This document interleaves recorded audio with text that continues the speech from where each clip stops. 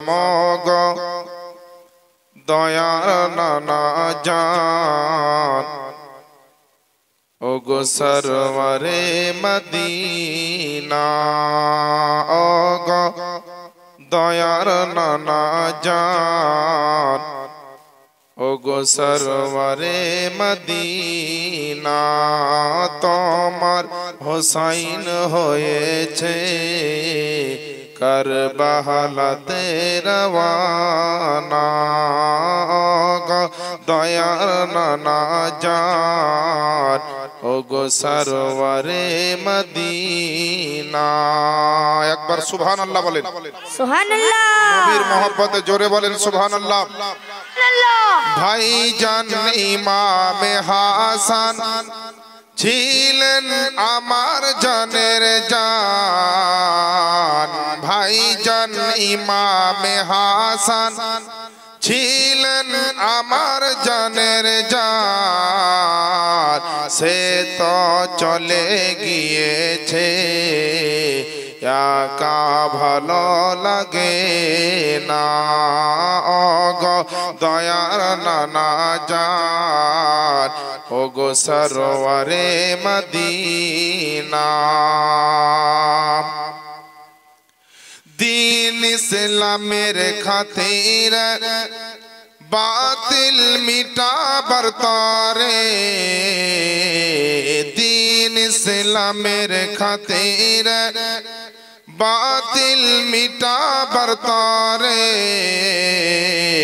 রাহে খোদাতে আমার কাটাবো এই গলা খানা ও গো দয়ার নানা জান ও গো সরওয়ারে মদিনা ও গো দয়ার নানা জান ও গো সরওয়ারে মদিনা। আমরা মানুষ আশরাফুল মাখলুকাত, আল্লাহ পাক আপনাকে আমাকে গরু ছাগল ইত্যাদি না বানিয়ে মানুষ বানিয়েছে। মানুষ হচ্ছেন আশরাফুল মাখলুকাত, মানে পৃথিবীর জমিনে আল্লাহ পাক বলছেন মানুষের মতো সুন্দর আমি কাউকে বানাই না। সে মানুষ হয়ে আমরা নবীকে আল্লাহকে চিনলাম না, আল্লাহ রাসূলকে চিনলাম না, কিন্তু জড় পদার্থ গাছপালা তারা নবীকে চিনেছে। বলবেন কেমন করে? একটা ঘটনা বলে দিই। আল্লাহ রাসূল যখন মক্কা থেকে মদিনায় আসলেন, নবী কয়েকখানা মসজিদ বানিয়েছিলেন নামাজ আদায়ের জন্য। তার মধ্যে নবীর সবচেয়ে প্রিয় মসজিদ, যে মসজিদটির নাম হচ্ছে মসজিদে নববী শরীফ, যেটা মদিনায় এখনো আছে নবীর রওজা পাকের পাশে। তো মদিনা শরীফের মসজিদ বানা হলো। সাহাবীরা খুব গরিব অবস্থায় আছে, টাকা পয়সা নেই। নবী খুতবা দিবেন তো করলেন কি, নবীর জন্য একটা খেজুর গাছের মুড়া তুলে নিয়ে আসলো আর সুন্দর করে পরিষ্কার পরিচ্ছন্ন করে নবীর পায়ের তলে রাখলো। বললে হুজুর এইটার উপর দাঁড়িয়ে অথবা ঠেকা দিয়ে আপনি খুতবা দিবেন যতদিন আমরা মেম্বার নতুন করে বানাইতে না পারছি। নবী আমার খুতবা দিলেন বেশ কিছুদিন। সাহাবীরা বললেন যে নবীকে আর কষ্ট করতে দিব না, চলো একটা সুন্দর মেম্বার বানিয়ে দিই। নবীর জন্য সাহাবায়ে কেরাম মাটি দিয়ে পাথর দিয়ে একটা মেম্বার বানালেন মসজিদে নববীতে। আর খেজুর গাছের যে মুড়া, এটা তো একটা শরীয়তে নাম দেওয়া হয়েছে, এটার নাম হচ্ছে উস্তুনে হান্নানা। এই উস্তুনে হান্নানাটাকে আমার নবীর সাহাবীরা বললেন যে যখন মেম্বার হয়ে গেছে তৈরি করা, এইটাকে এখানে রাখবো না, এখান থেকে সরিয়ে মসজিদের এক কোনায় রেখে দেন। নবী আমার জুমার দিনে এসে মসজিদে নববীর ওই উস্তুনে হান্নানার উপরে উঠেছে, উস্তুনে হান্নানা বলছি সরি, নতুন মেম্বারের উপরে উঠেছে। খুতবা দিবেন তো বাচ্চা ছেলের একটা কান্নার আওয়াজ যেন আমার নবী শুনতে পেলেন। নবী খুতবা না দিয়ে সাহাবায়ে কেরামদেরকে জিজ্ঞেস করলেন, সাহাবা আশেপাশে দেখো তো কেউ কান্না করে নাকি? নবীর সাহাবায়ে কেরাম যারা উপস্থিত ছিলেন, প্রেজেন্ট ছিলেন, তারা দেখলেন এদিকে ওদিকে দেখলেন একটাও কেউ কান্না করে না। নবীর সাহাবী এসে নবীকে বললেন, হুজুর কাউকে তো কান্না করতে দেখতেও পেলাম না, শুনতেও পেলাম না। আল্লাহ রাসূল পয়গম্বরে আযম যে খবর কেউ দিতে পারে না, আমার নবীকে দিয়ে আল্লাহ দিয়ে দেয়। যে শব্দ পৃথিবীর কেউ শুনতে পায় না, সে শব্দ আমার মুস্তাফাকে আল্লাহ শুনিয়ে দিয়েছে। সেই আল্লাহ পাকের নবী মেম্বার থেকে নামলেন। এ দেখেন বাবা, মেম্বার থেকে নামার পরে এক পা দুই পা করে ওই আমার আপনার নবী মুস্তাফা যেন মসজিদের যেই কোনায় উস্তুনে হান্নানা খেজুর গাছের মোড়াটা আপনার রাখা ছিল, ওই দিকে আপনার আমার নবী এক পা দুই পা করে যেতে যেতে যেতে যেতে যেইখানে আপনার উস্তুনে হান্নানাটা আপনার রাখা ছিল, সেই জায়গাতে গিয়ে আমার নবী আপনার নবে ওই জায়গাতে আপনার দাঁড়িয়ে গেল। দাঁড়ার পরে নবীর সাহাবায়ে কেরাম নবীর পিছনে আছে, বড় বড় সাহাবায়ে কেরাম নবীর সঙ্গে আছে। আল্লাহ পাকের নবী নবী মুস্তাফা আমার তিনি দাঁড়িয়ে যাওয়ার পরে উস্তুনে হান্নানা খেজুর গাছের মোড়ালির কাছে গিয়ে পৌঁছালো।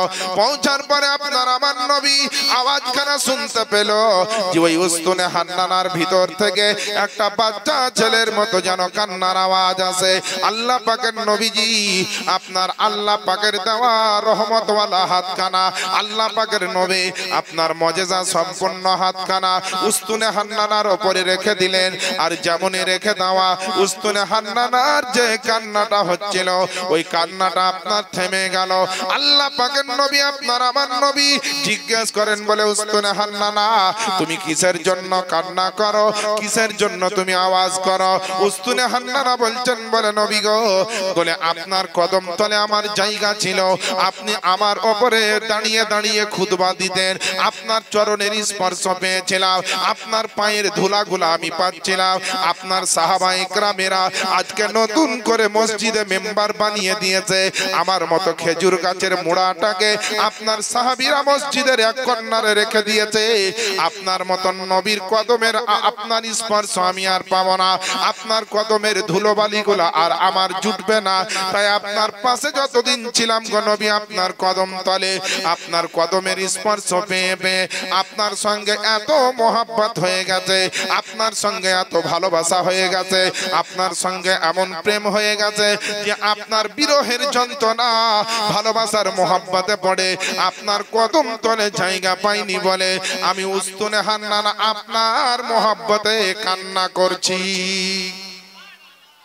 আল্লাহ পাকের নবী বললেন উস্তুনে হান্নানা তুমি যদি একবার বলে দাও তোমাকে আল্লাহর কাছে দোয়া করে আবার পুনরায় গাছ বানিয়ে দিব।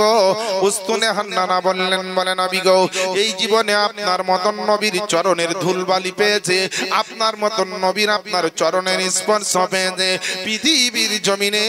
আমি জানি আপনি বললে আমি গাছ হয়ে যাব, আপনি বললে আমি আবার ফল এবং ফুল দিতে পারবো, কিন্তু আপনার মতন নবী মুস্তাফা পুনরায় পায়ের ধুলটা পাবো কি পাবো না তার গ্যারান্টি নাই, আপনার নবীর কদমের স্পর্শ পাবো কি পাবো না তার কোনো গ্যারান্টি নাই। এর জন্য নবী গো আমি আর নতুন করে আবার গাছ হতে চাই না। আল্লাহ পাকের নবী আপনার আমার নবী, সারা কুল কায়নাতের নবী, সারা দুনিয়ার পৃথিবীর জমিনে আল্লাহ পাক যে নবী সম্বন্ধে কোরআনের মধ্যে বললেন, সূরাটির নাম সূরা আম্বিয়া, আয়াত নাম্বার হচ্ছে 107, 17 নম্বর পারায় আল্লাহ পাক ঘোষণা দিলেন ওমা আরসালনাকা ইল্লা রাহমাতাল লিল আলামিন, এবং নবী গো আমি আপনাকে সমগ্র জগতের জন্য রহমাতাল লিল আলামিন করে পাঠিয়েছি।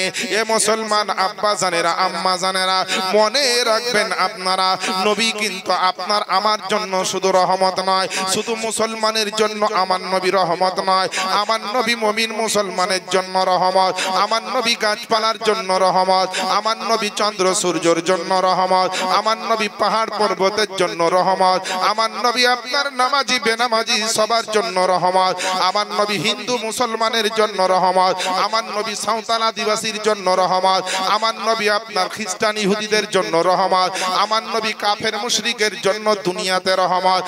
এক কথায় আল্লাহ পাক আমার নবী আপনার নবীকে সারা কুল কায়নাতের জন্য রহমত বানিয়েছে। কিন্তু কিয়ামতের ময়দানে আমার নবী সবার জন্য রহমত হবেন না, কিয়ামতের ময়দানে আপনার হিন্দু সাঁওতাল আদিবাসীর জন্য রহমত হবেন না, পৃথিবীর জমিনে ভূচাল খুচালের জন্য রহমত হবেন না।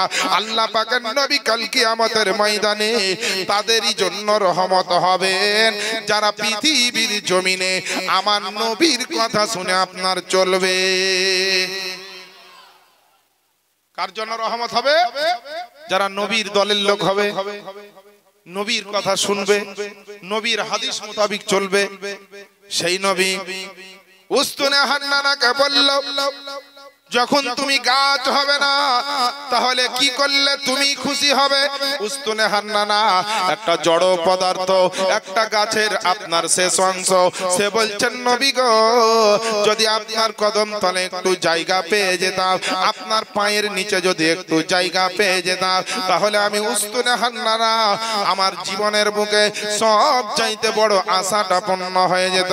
আপনার আমার দয়ার নবী বললেন, বলে আমার সাহাবা শোনো শোনো, মসজিদে নববীতে যেই জায়গাতে মেম্বার বানিয়েছো ওই জায়গাতে নিয়ে গিয়ে মেম্বারের নিচে এই উস্তুনে হান্নানাটাকে আপনার দাফন করে দাও।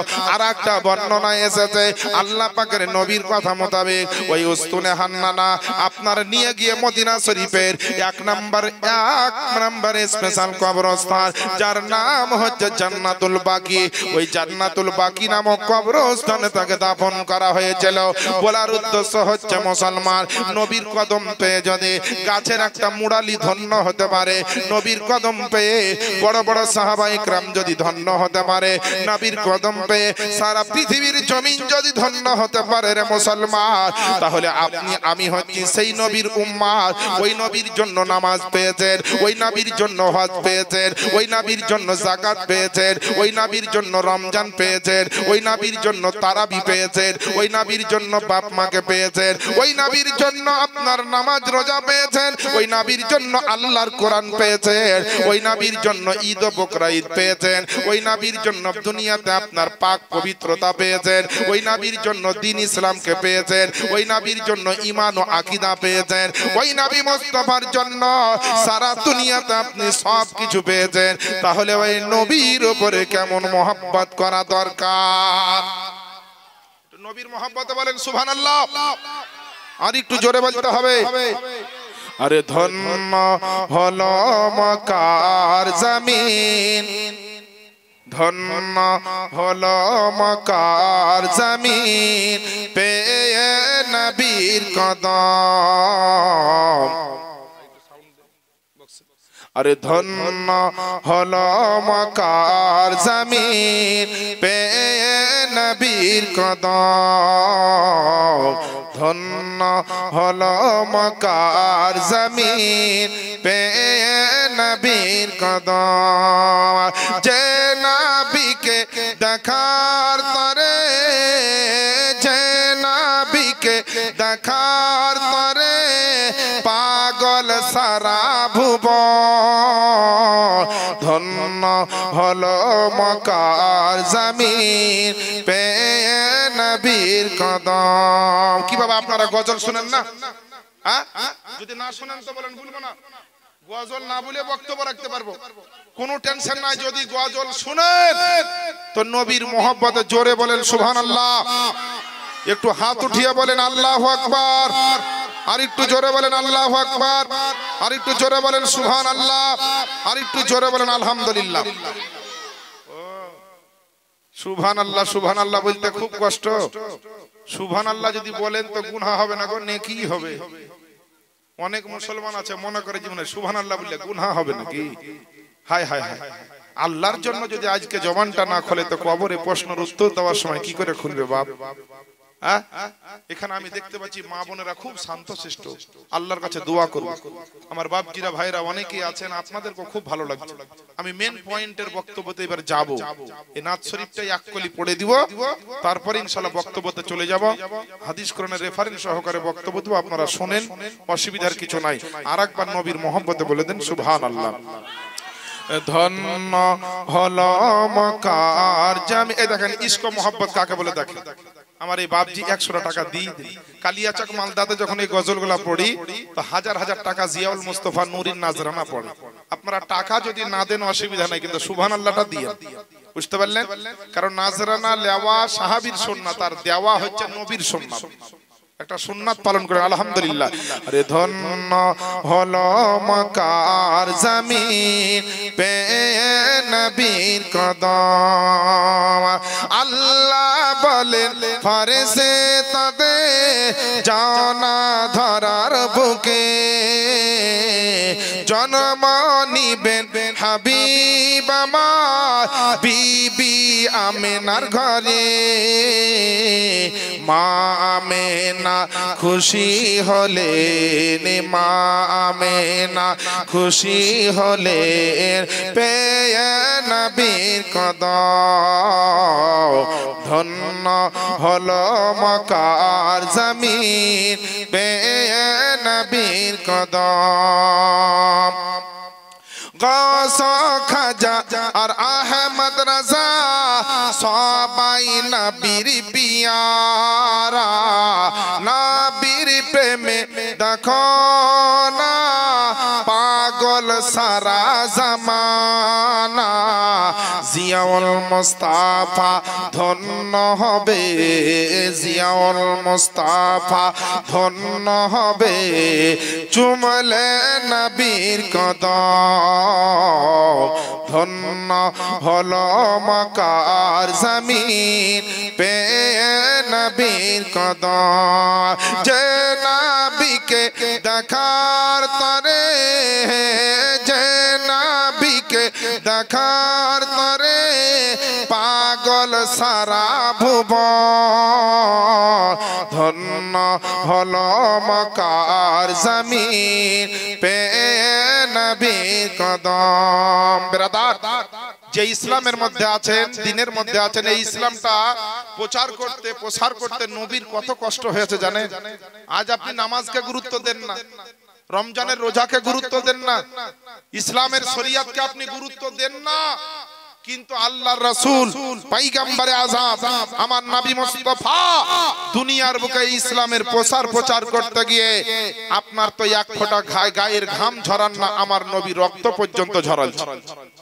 তাহলে নবী দিন ইসলামের কত খাতির করেছে আজকে বলবো। আল্লাহ পাকের নবী বড় লোক ঘরেরই ছেলে ছিলেন, গরিব এতিম নবী ছিলেন না, কিন্তু নবী গরিবী হালাতটাকে ভালোবাসতেন। সুবহানাল্লাহ বলেন। গরিবী হালাতটাকে ভালোবাসতেন, নিজের ঘরে যা থাকতো এতিম গরিব ফকিরকে দিয়ে দিতেন। আমার নবী সম্বন্ধে কোনো বক্তা ঠিকভাবে আপনার আলোচনাটাই করতে পারে না, দিয়ে মানুষ নবী সম্বন্ধে ভুলভাল বুঝে। কিন্তু আমি আপনাকে দায়িত্ব নিয়ে বুঝাচ্ছি, নবী কার নাম দেখে বুঝেন। আল্লাহ পাকের নবী আবু তালেবের বাড়িতে যখন ছিলেন, মুলকে শাম সফর করলেন, মক্কার বুকে সবচাইতে বড় লোক ধনী ব্যক্তি তখন হচ্ছেন মা খাদিজাতুল কুবরা। খাদিজার মাল নিয়ে আমার নবী মুলকে শামে গেলেন, এলেন। খাদিজার নবীর সঙ্গে বিয়ে হয়েছিল, এটা আপনারা শুনেছেন। নবী খাদিজাকে যখন বিয়ে করেন তার আগে ওই খাদিজার দুই জায়গায় বিয়ে হয়েছিল। ও মহিলারা, স্বামীর সেবা কিভাবে করতে হয় ভালো করে লক্ষ্য করেন। মা খাদিজাতুল কুবরার প্রথমে একবার বিয়ে হলো, স্বামী মরে গেল। দ্বিতীয়বার আবার কিছুদিন পর বিয়ে হলো, আবার স্বামী মরে গেল। একটা মহিলার স্বামী মরে যাওয়া কত বড় দুঃখ, কত বড় বেদনা, কত বড় আঘাত, যার মরে সেই জানে। মা খাদিজা কেঁদে কেঁদে পেরেশান হলেন। আর এত টাকা পয়সা ধন দৌলত খাদিজার, যে মক্কার বুকে খাদিজাকে ঢাকার মতো টাকা পয়সা আর দ্বিতীয় কেউ নাই। খাদিজার যেমন টাকা পয়সা বেশি, আদর্শ নীতি আখলাক চরিত্র দেখতে শুনতে সব দিক থেকে টপ র‍্যাঙ্কের মহিলা হচ্ছেন খাদিজা। খাদিজাকে বিয়ে করার জন্য মক্কা মদিনার কত ছেলে চিঠি লিখলো, খাদিজা তোমাকে বিয়ে করতে চাই। ও বলছে খাদিজা তোমাকে চাই, ও বলছে খাদিজা তোমাকে চাই। সমস্ত বড় লোকের ছেলেরা, জমিদারের ছেলেরা যখন আপনার খাদিজাকে বলল তোমাকে চাই, তোমাকে চাই, তো খাদিজার নজর পড়ল নবীর উপরে। মক্কার ছেলেরা বলছে খাদিজা তোমাকে চাই, আর খাদিজা বলছেন আমার আপনার নবীকে, যে নবী গো আমি আপনাকে চাই। খাদিজা বলছে আপনাকে চাই। খাদিজা একটা প্রস্তাব পাঠালেন, কোথায়? নবীর বাড়িতে। খাদিজার বাড়ি থেকে প্রস্তাব গেল, নবীর চাচা আবু তালেব জানতে পারলেন, বললেন প্রস্তাবটা খারাপ না, বিয়েটা দিলে দেওয়া যেতে পারে। আল্লাহ রাসূলের নবী, আল্লাহ রাসূলের চাচা হযরতে আবু তালেব তিনি প্রস্তাবটা গ্রহণ করলেন, অ্যাকসেপ্ট করলেন। একটা দিনক্ষণ ঠিক করে নবীর সঙ্গে মা খাদিজার বিয়ে দিয়ে দিলেন। যখন বিয়ে হলো, মক্কার যত বড় লোকের ছেলেরা অ্যাপ্লিকেশন করেছিল খাদিজার কাছে, আবেদন করেছিল বিয়ে করার জন্য, এদের চরম রাগ হয়ে গেল। সবই কাফের মুশরিক, নবী কি বুঝবে এরা? তখন বলছে হ্যাঁ গো খাদিজা, তোমার এত টাকা পয়সা ধন দৌলত থাকতে তুমি বিয়ে করার মতো মক্কার বুকার লোক পেলে না ওই হযরত মুহাম্মদকে পেলে, যার বাড়ি নাই, গাড়ি নাই, টাকা নাই, জমি নাই, জায়গা নাই, বাপ নাই, মা নাই, দাদা নাই, দাদি নাই, আত্মীয় স্বজন সেই রকম কেউ নাই, ইতিম গরিব ফকির নবীকে যা ইচ্ছা তাই বলতে লাগলো। যে যাকে ভালোবাসে তার বিরুদ্ধে যদি কেউ বলে তো অন্তরে ব্যথা হয়। খাদিজার মনে খুব দুঃখ হলো যে আল্লাহ গো, তোমার নবীকে এত ভালোবাসি আমি, আর আমার নবীকে এই কাফের মুশরিকরা ইতিম গরিব ফকির বলছে। দাঁড়া বলে, এই মক্কার ছেলেরা, আগামীকাল সোমবারের দিন তোমরা সবাই মক্কায় ওই কাবা শরীফের পাশে এসে হাজির হও। তোমাদের সঙ্গে আমার একটা আলোচনা আছে, মিটিং আছে। বড় লোকের মাথায় সব সময় তেল আছে আগা গোড়ায়, বুঝলেন, আজ নতুন না। খাদিজা বিশাল বড় লোক, যেমনই ডাক দিয়েছে বড় লোকের ছেলেরা ভাবছে খাদিজার যদি মন পাল্টে যে মুহাম্মদকে ছেড়ে আমরাকে বিয়া করে চল সবাই, একবারে সেজে গুজে বুঝতে পারলেন হেভি করে একদম গিয়ে দাঁড়াবি তো দাঁড়া কাবা শরীফের সামনে, একদম শত শত লোক যে হাজির। আমার নবী নবী মুস্তাফাকে নিয়ে মা খাদিজা আস্তে আস্তে করে হাঁটতে হাঁটতে গিয়ে কাবা শরীফের সামনে গিয়ে হাজির। নবী বলছেন খাদিজাকে, খাদিজা এখানে এত লোক কেন?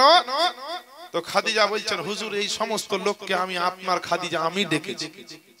খাদিজাকে বলছেন নবী এতটা লোককেই বা তুমি কেন ডেকেছ, আর আমি নবী আমাকেই বা কেন এখানে নিয়ে এসেছো, ব্যাপারটা কি?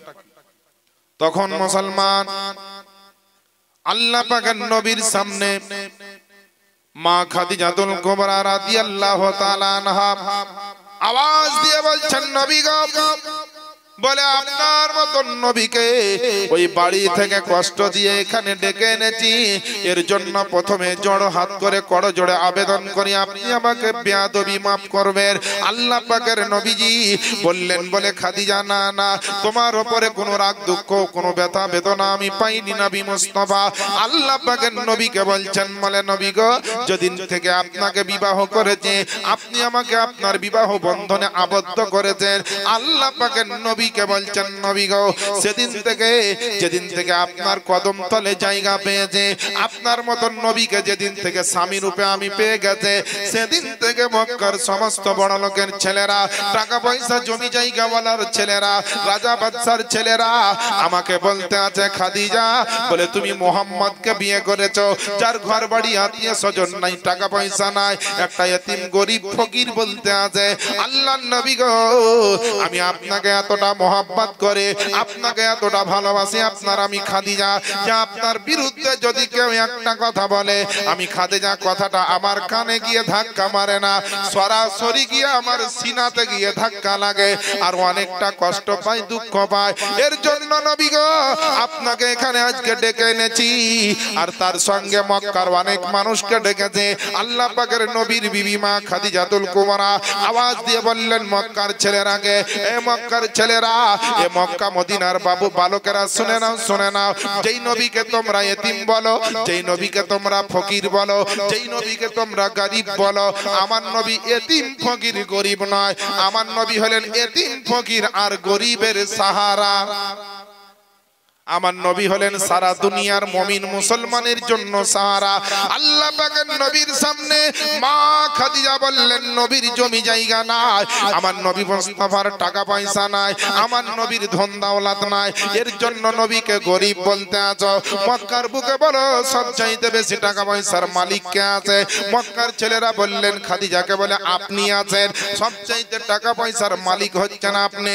বলে ও মক্কা মদিনার ছেলেরা, তোমরা শুনে রেখে দাও, শুনে রেখে দাও, কারণ মুসলমান আপনাকে বুঝতে হবে, নবীর সঙ্গে যদি আপনার সুসম্পর্ক হয়ে যায়, আল্লাহর নবীর কথা যদি আপনি শুনে চলতে পারেন, পৃথিবীতে যদি আল্লাহর কোরআনকে মানতে পারেন, কারণ আল্লাহ পাকের কোরআন বলে, ইয়া আইয়ুহাল্লাযীনা আমানু দুখুলু ফিস সিলমি কাফা, হে ঈমানদার বিশ্বাসী বান্দা বর্গরা, তোমরা ইসলামের মধ্যে পরিপূর্ণভাবে দাখিল হয়ে যাও, ইসলামের মধ্যে সম্পূর্ণ রূপে প্রবেশ করে নাও। হে আব্বাজানেরা, আম্মা বাজারেরা একবার ভাববেন আপনি কিন্তু ইসলামে পূর্ণ আসতে পারেননি, ইসলামের মধ্যে পুরোপুরি আসতে পারেননি, ইসলামের মধ্যে কমপ্লিটলি আসতে পারেননি। এর জন্য আল্লাহ পাক বলেছেন আপনাকে আমাকে আসার জন্য, যখন ইসলামের মধ্যে পরিপূর্ণভাবে আসবেন, ইসলামের মধ্যে যখন প্রবেশ করবেন, ইসলাম আপনাকে এমন শিক্ষা দিবে, ইসলাম আপনাকে এমন আদর্শ দিবে, ইসলাম আপনাকে এমন ভালো ব্যবহার শিখাবে, ইসলাম আপনাকে এত ইবাদত শিখাবে। এক কথাই মুসলমান, ইসলামের উপর পৃথিবীর জমিনে আল্লাহ পাক বলছেন আমার কাছে পছন্দের মতো আর কিছু নাই। কারণ আল্লাহ পাকের পবিত্র কোরআনে আল্লাহ ঘোষণা দিয়ে রেখেছেন, কি ঘোষণা দিয়েছেন? ইন্নাদ দীনা ইনদাল্লাহিল ইসলাম। নিশ্চয় আল্লাহ পাক বলছেন নিশ্চয় আমার কাছে মনোনীত নির্বাচিত দিন হচ্ছে পবিত্র ইসলাম। জোরে জোরে বলেন সুবহানাল্লাহ। এ মুসলমান আমার আব্বা জানেরা, যদি আপনি ইসলামকে মানেন, নবীর হাদিস আল্লাহর কোরআনকে মানেন, ইহদিনাস সিরাতাল মুস্তাকিমের পথে চলেন, আল্লাহ পাককে যদি বলেন ইয়াকা নাবুদু ওয়া ইয়াকা নাস্তাইন, আল্লাহকে যদি বলেন কাযিবুল হাজাজুল জালালি ওয়াল ইকরাম, আল্লাহ পাকের উপরে ভরসা করে যদি চলেন, নবীর কথাকে যদি আপনি মান্যতা দিয়ে চলেন, আপনার আমার দয়ার নবী বলেছেন পৃথিবীর জমিনে, এ আমার পেয়ারা উম্মাত উম্মতে, ও আমার মা বোনেরা শুনে নাও শুনে নাও, আমার নবী কি বলেছেন? যারা দুনিয়ার বুকে নবীর হাদিস আল্লাহর কোরআনকে মানবে, পৃথিবীর জমিনে আল্লাহওয়ালাদের সঙ্গে মোহাব্বত করবে, আল্লাহ পাকের নবী বলে কাল কিয়ামতের ময়দানে তারা জান্নাতের হকদার হয়ে যাবে। জান্নাতটা কেমন হবে আপনার কিন্তু কল্পনার বাইরে। কারণ আপনার ইউটিউব খোলার পরে মক্কা দেখতে পাওয়া যেতে পারে, ইউটিউবে ইন্টারনেটের মাধ্যমে মক্কা মদিনা দেখতে পাওয়া যেতে পারে, ইউটিউবের মাধ্যমে আপনার লন্ডনের সেতু দেখতে পাওয়া যেতে পারে, ইউটিউবের মাধ্যমে হাওড়ার বড় ব্রিজ দেখতে পাওয়া যেতে পারে, ইউটিউবের মাধ্যমে বিভিন্ন জায়গাকে দেখতে পাওয়া যেতে পারে। কিন্তু আল্লাহ পাকের নামের শপথ করে বলে পৃথিবীতে কোনো ইউটিউব উঠানে, পৃথিবীতে কোনো ইন্টারনেট উঠানে, পৃথিবীতে কোনো চ্যানেল উঠানে, পৃথিবীতে কোনো স্যাটেলাইট উঠানে, পৃথিবীতে কোনো বিজ্ঞানের জন্ম হয়নি যে মোবাইলের মাধ্যমে আল্লাহ পাকের জান্নাতটা কেমন হবে আপনাকে দেখিয়ে দিবে। কিন্তু আমার দয়ার নবী আজ থেকে 1400 বছর আগে মানুষের জন্য খবর দিয়ে গেছেন। আল্লাহ পাকের নবীকে জিজ্ঞেস করা হলো ইয়া রাসূলুল্লাহ জান্নাতটা কেমন হবে?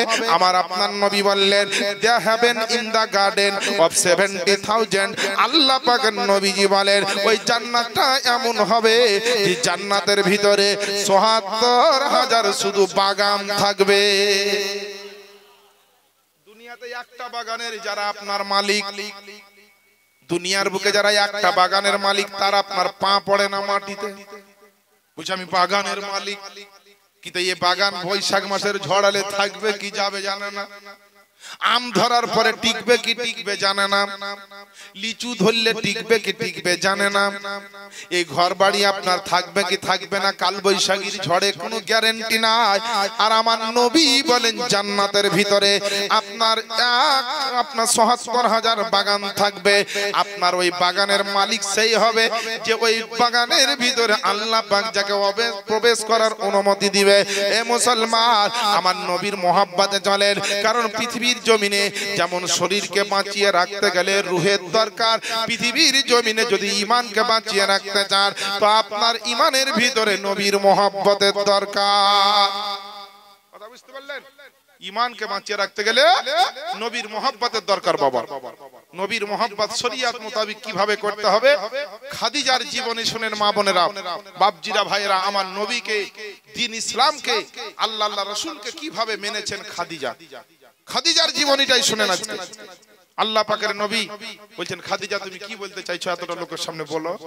খাদিজা বলছেন এই মক্কা মদিনার ছেলেরা শোনো, আমি খাদিজা ঘোষণা দিচ্ছি আল্লাহ পাকের পবিত্র কাবা শরীফের সামনে দাঁড়িয়ে, পৃথিবীর জমিনে মক্কার বুকে আমি খাদিজা আমার জীবনে যত টাকা পয়সা আছে, ধন দৌলত আছে, জীবনের সোনা চাঁদি হীরা মানি মুক্তা আছে, তোমাদের সামনে আল্লাহর পবিত্র কাবা ঘরকে সাক্ষী রেখে আমার জীবনের সমস্ত থাবর স্থাবর, সমস্ত আমার প্রপার্টি আমার নবী মুস্তাফাকে আমি আজকে দান করে দিই। যেমন দান করে দিয়েছে সমস্ত ওই কাফের মুশরিক যারা নবীকে গরিব বলছিল, ওরা লজ্জাতে মুখ নিচু করে দিয়েছে। নবী কি আর গরিব থাকলেন? খাদিজা সবচাইতে বড় লোক, আর খাদিজার সব জিনিস নবীকে দিয়ে দিলেন।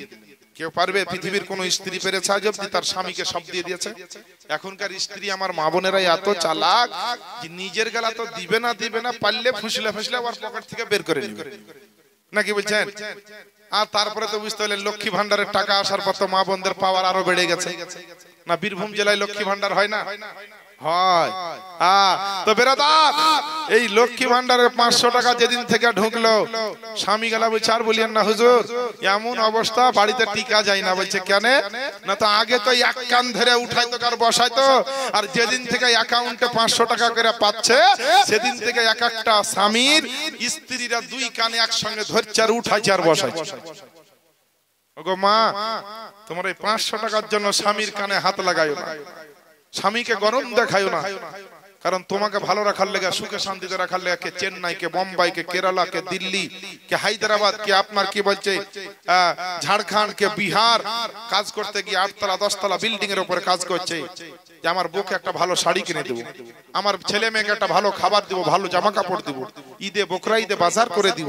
তাহলে তোমাকে কত ভালোবাসে, নিজের জানের পারোয়া করে না, 10 তলা বিল্ডিং এ ভাড়ার উপরে চেপে তোমার জন্য কাজ করছে।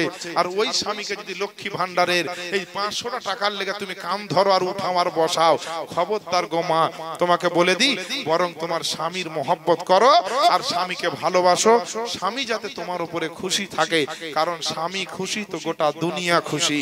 আর স্বামী যদি নারাজ হয়ে যায় তো তুমি যত বড়ই নামাজি হও আর হাজি হও আর তাহাজ্জুদ গুজারিশ ব্যক্তি হও, তোমাকে গ্যারান্টি দিয়ে বলে দিই, স্বামীকে যদি তুমি নারাজ করো তো কাল কিয়ামতের ময়দানে ওই সুপ্রিম আদালতে তোমাকে ধরা পড়তে হবে, আর সেদিন তুমি জবাব দিতে পারবে না, তার জন্য তোমাকে জাহান্নামের আগুনে পুড়তে হবে।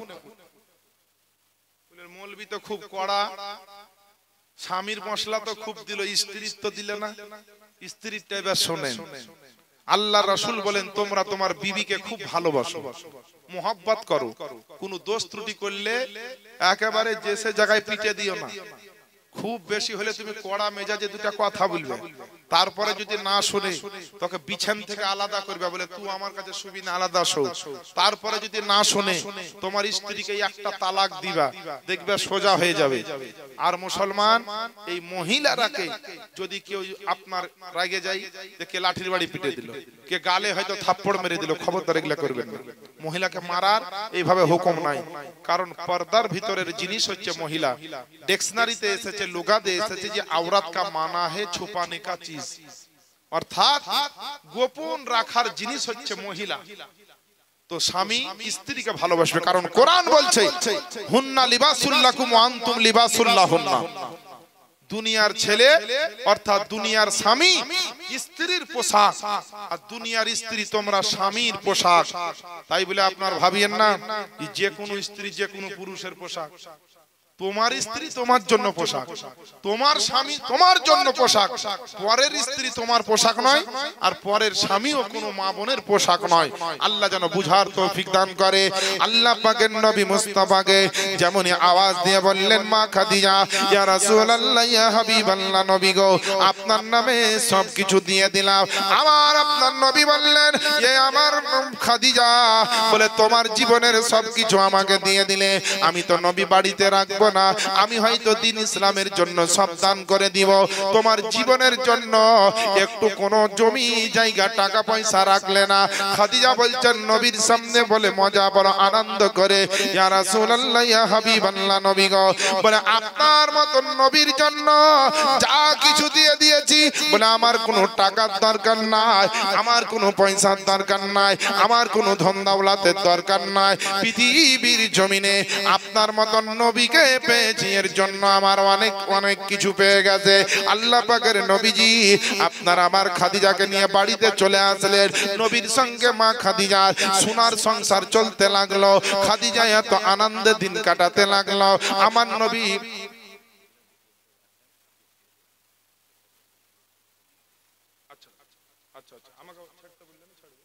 আল্লাহ পাকের নবীজি আপনার বললেন খাদিজাকে, বলে খাদিজা তোমার সঙ্গে এত সুন্দর সংসারে আল্লাহ পাকের রহমত হয়েছে, আল্লাহ পাকের দয়া হয়েছে।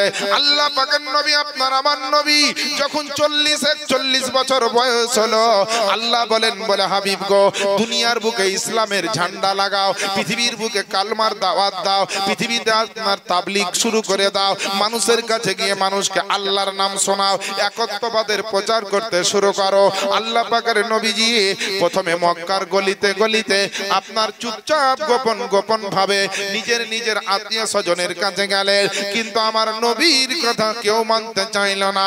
নবীকে কেউ গরিব বলে, নবীকে কেউ এতিম ফকির বলে, কেউ আপনার নবীকে আপনার পাথর ছুঁড়ে মারে, কেউ আপনার নবীকে আপনার এত আঘাত করে।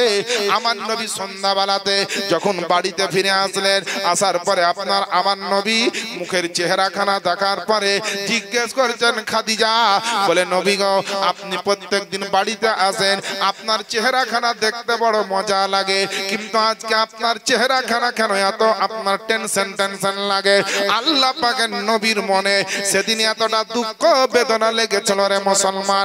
খাদিজার সামনে আপনার আমার নবীজি আপনার চোখের পানি ঝরিয়ে কাঁদতে লাগলেন, আর চোখের পানি ঝরিয়ে যেমনই কান্না শুরু হয়েছে নামের মা খাদিজা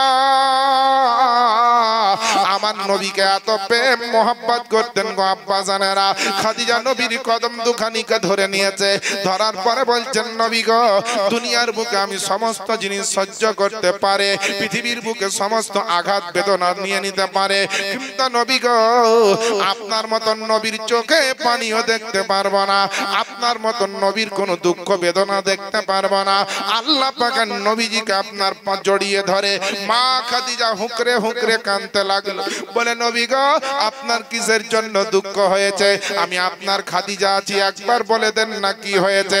আল্লাহ পাকের নবী রহমতের নবী দয়ার নবী আপনার আমার নবী, সেই নবী কাঁদতে কাঁদতে চোখের পানি ঝরিয়ে বলতে আছে, বলে ও খাদিজা মক্কার গলিতে গলিতে ইসলামের প্রচার করতে গিয়েছিলাম, মানুষকে কলমার দাওয়াত দিতে গেছিলাম, মানুষকে এক আল্লাহর ডাকে আপনার আনতে গিয়েছিলাম, মানুষকে অন্ধকার থেকে উঠিয়ে আলোর পথে আনতে চাইছিলাম, মানুষকে আমি নবী তার প্রচারে গিয়েছিলাম, মানুষকে আমি নবী দ্বীনের ইসলামের খিদমতের কথা শোনাতে গিয়েছিলাম, কিন্তু আমাকে কেউ নবী বলে মানলো না। সবাই বলল নবীর এখনো নতুন ধর্ম মানব না, নতুন ইসলামকে আমরা মানব না, বুত পূজা আগুনের পূজা যা করছিলাম তাই করব, আপনার পাহাড় পর্বতের পূজা যা করছিলাম তাই করব। আমাকে এত কষ্ট দিয়েছে, এত কষ্ট দিয়েছে, আমাকে নবী বলে মানলেন না। মা খাদিজা আমার নবীর সামনে দাঁড়িয়ে বললেন, নবী গো মক্কার লোক যদি আপনাকে নবী বলে না মানে, মদিনার মহল্লার মানুষ যদি আপনাকে নবী বলে না মানে, আমি আপনার খাদিজা আপনার এখনই কলমা পড়ে মুসলমান হচ্ছি। আর সঙ্গে সঙ্গে আমার নবীর সামনে মা খাদিজা পড়তে লাগলেন লা ইলাহা ইল্লাল্লাহ, একটু জোরে জোরে পড়েন, লা ইলাহা ইল্লাল্লাহ, লা ইলাহা ইল্লাল্লাহ, লা ইলাহা ইল্লাল্লাহ মুহাম্মাদুর রাসূলুল্লাহ সাল্লাল্লাহু আলাইহি সাল্লাম।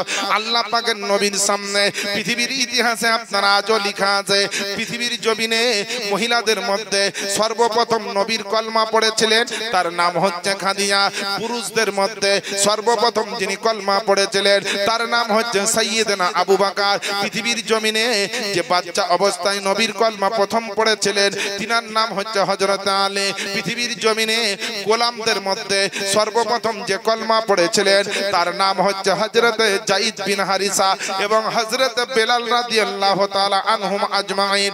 এই সমস্ত ব্যক্তিগুলো প্রথম সারির মুসলমান।